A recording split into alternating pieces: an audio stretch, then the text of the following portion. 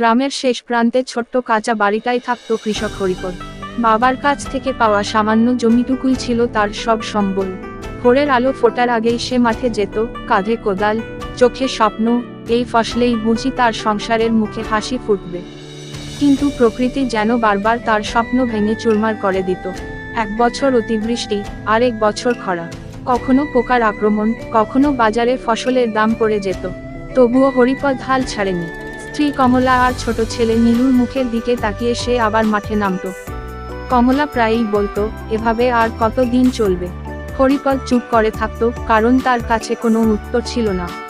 একদিন ভয়ঙ্কর ঝড়ে ধানের ক্ষেত পুরো নষ্ট হয়ে গেল। মাথায় হাত দিয়ে হরিপদ বসে পড়ল মাঠের মাঝে। চোখ দিয়ে নীরবে জল গড়িয়ে পড়ছিল। সে ভাবছিল, আজ বাড়ি ফিরে ছেলেকে কি খাওয়াবে।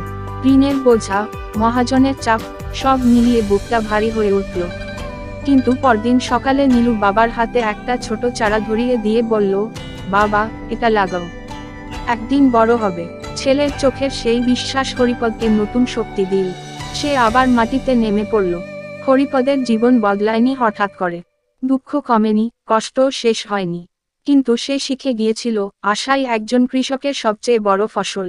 যত কষ্টই আসুক, সে আবার বীজ বুনবে, কারণ মাটির সাথে তার